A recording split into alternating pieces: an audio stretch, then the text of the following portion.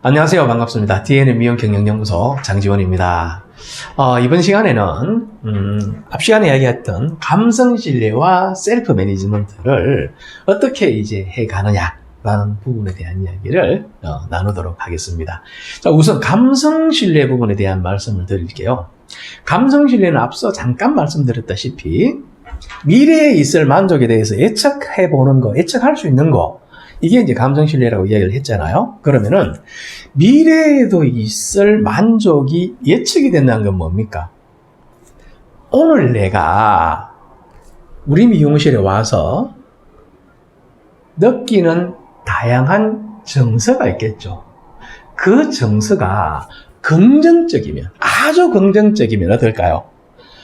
다음에 와도 여기는 이렇게 만족이 되겠구나 해서 다음이 기대가 되는 거죠. 근데 오늘 내가 와서 나를 여기 있는 미용실에 있는 우리 식구들, 원장님 혼자가 됐던 직원들이 있던 경험을 했는데 정서적으로 만족도가 아주 이렇게 높지가 않아. 그럼 어떻게 될까요?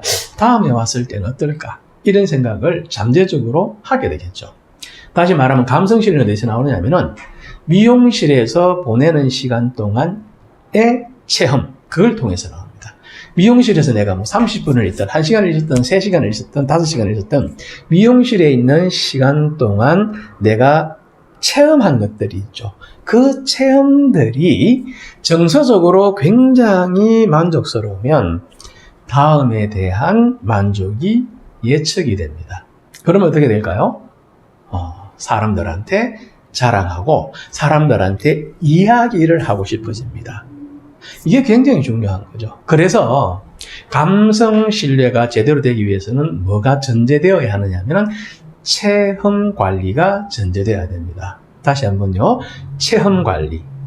나를 만나러 온 이 사람, 우리 직원들과 나를 만나러 온 저 사람이 어떤 체험을 할 수 있게 할 것인가를 시나리오를 짜고 그 시나리오대로 충분히 정서적인 만족을 할 수 있게끔 해야 된다는 거죠.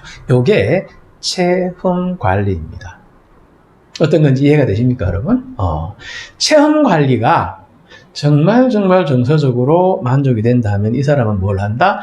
감성신뢰, 즉 감정적 유대, 소속감, 연대감, 이런 게 생기는 거죠.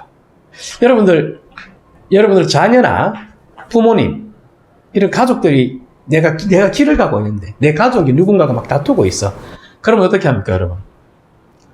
가서 어머니, 예를 들면 엄마가 싸우고 있으면 어머니, 왜 이런 일이 발생됐습니까? 선은 어떻게 됐고 후는 어떻게, 원인은 무엇이며 뭐 이렇게 물어봅니까? 또 상대방한테 아주머니, 이게 왜 이런 상황이 발생됐는지 설명을 좀 해주시겠습니까? 하면서 뭐 이렇게 합니까? 아니잖아요. 엄마가 내가 길을 가고 있는데 엄마가 누구하고 다투고 있으면 어떻게 합니까? 다짜고짜 가서 그냥 엄마 편 들잖아요. 이 아줌마가 말이야! 막 그러고 하잖아. 그게 바로 뭡니까, 여러분?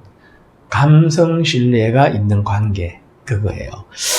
자, 우리가 고객하고 우리하고 사이에 이런 유대감과 연대감을 만들기 위해서 전제돼야 되는 필수적인 조건, 뭐라고요? 체험 관리가 돼야 됩니다. 그 사람이 나를 만났을 때 어떤 체험을 하게 할 것이냐, 이 부분인 거죠. 거기에 핵심이 뭐냐면요, 품성입니다. 그럼 품성. 뭐라고요? 품성입니다.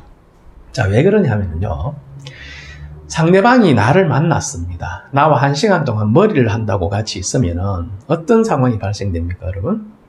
첫 번째는 그분은 결과물에 대해 가지고 아직까지 100% 장담할 수가 없습니다. 이럴 때 있잖아요. 나는 되게 이 손님 머리를 했는데 이 결과가 너무 좋아. 그래서 뿌듯해. 근데 손님이 별로 마음에 안 들어 해요. 이럴 때 있죠. 반면에 손님은 너무 예쁘다, 장쌤 너무 좋아 했는데 내가 그걸 봤을 때 뭔가 좀 깨름직한, 뭔가 2% 부족한 이런 경우들도 있을 수가 있잖아요. 그래서 나도 그렇지만 손님도 역시 어떻습니까? 결과에 대해서 100% 예측하기가 쉽지가 않습니다. 그러면 그거를 상쇄시키거나 그거 이상의 무언가를 줄 수 있는 게 뭐냐면요, 상대방에 대한 이해와 배려, 그리고 관심. 그 사람의 말을 잘 경청해서 그 욕구를 제대로 표현해 주려고 노력하는 이런 진심 어린 노력들. 무슨 말인지 이해되시죠? 그 다음에 책임감. 이런 요소들이 우리 흔히 품성이라고 그러잖아요. 그리고 고객이 왔을 때 결과에 대한 책임감에 대해서 내가 당당하면서도 동시에 자신감을 보여줄 수 있는 이런 모습들. 그리고 고객이 어려운 요구를 하더라도 그 도전해서 창의적인 어떤 것들을 발휘해서 만들려고 하는 이런 자세들, 이런 것들을 우리 품성이라고 그러잖아요. 자, 고객이 나를 체험을 합니다. 이 체험에는 다양한 행위들이 있죠. 이 행위들이 정말 훌륭한 행위들로 나오게 하는 게 뭡니까? 이 보이지 않는 품성인 거죠. 보이지 않는 품성 훈련이 잘 돼 있는 사람은요, 감정 노동이라는 걸 별도로 안 해도 됩니다. 왜냐하면 품성이 잘 훈련되어 있기 때문에 사람을 대하는 태도가 자연스럽게 그렇게 나오는 거예요. 그러면 그거를 굳이 감정 노동이라고 표현하지도 않지만 그런 것들 때문에 스트레스 받지 않아요. 그래서 누군가가 나를 체험하는 과정에 발생되는 수많은 행위들이 정말 감동이 되게 하는 것은 품성이 잘 훈련되면 자연발로적으로 나오는 행위구나라는 사실을 우리가 먼저 깨닫는 게 중요한 거죠. 이게 감성 신뢰를 쌓는 데 있어서 가장 중요한 요소입니다. 어떤 건지 여러분 이해가 좀 되시나요? 그래서 감성 신뢰를 통해서 체험 관리가 될 수 있게끔 하면 고객들은 어떻게 하느냐? 가심비를 잔뜩 느끼기 때문에 우리 미용실에 와서 돈 쓰는 것들을 편안하게 생각하고 그렇게 그걸 가지고 이렇게 묻거나 따지거나 하지 않는다는 사실입니다, 여러분. 이해가 좀 되세요?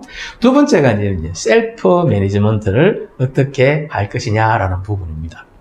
자, 앞서 말씀드린 대로 셀프 매니지먼트는 최선의 어떤 환경들, 모습들을 나한테도 복제시킬 수 있게끔 만들어 놓고 내가 아닌 타인들에게도 복제시킬 수 있는 걸 만드는 게 이제 셀프 매니지먼트라고 그랬어요. 예를 하나 들어서 이런 경우들도 우리가 생각해 볼 수는 있을 것 같아요. 1인 미용실 하시는 이제 원장님들 같은 경우 몸이 아파가지고 한 달 동안 병원에 입원을 하셔야 되게 된 거예요. 그러면 한 달 동안 문을 닫아놓으면 됩니까, 여러분? 안 되겠죠. 그때 누군가가 섭외하라 그러나요? 어찌됐든 누군가가 내 미용실을 한 달 동안 내가 병원에 있는 동안 운영을 해준다고 했을 때도 그런 경우가 없겠지만 있다고 가정을 해볼게요. 그럴 때 어떻습니까?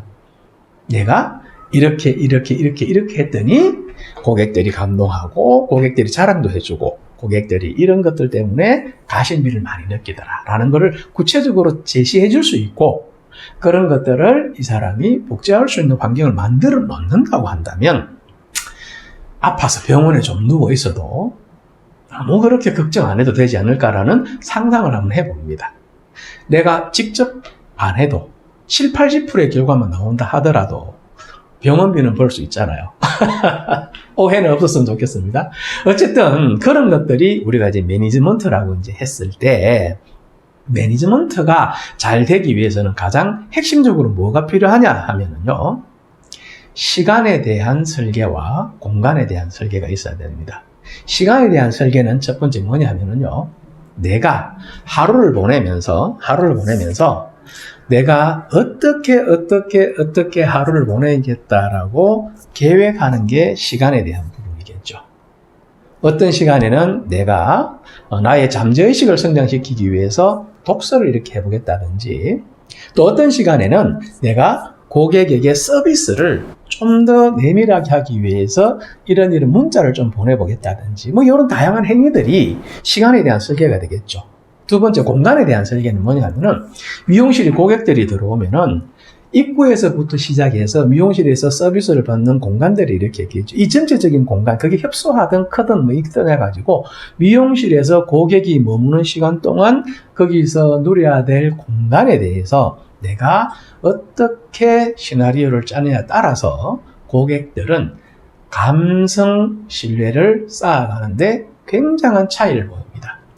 이런 부분들이 셀프 매니지먼트에 있어서 굉장히 중요한 거죠. 요 내용은 내용 자체가 좀 많기 때문에 제가 이후에 시간 설계, 공간 설계를 별도 또 해서 이제 말씀드리는 시간을 가지겠습니다만은 오늘은 기본적인 핵심을 좀 알아주시면 참 좋을 것 같아요. 그래서 내가 셀프 매니지먼트를 한다면 시간에 대해서 내가 하루를 어떻게 해야 될지에 대한 설계가 있어야 되고 내 미용실이라는 공간을 고객이 좀 더 감성적으로 느낄 수 있는 공감대를 가질 수 있는 이런 어떤 환경을 만드는 게 중요하구나 라는 정도는 개념을 갖고 계시는 게 굉장히 중요하다는 생각을 해봅니다, 여러분.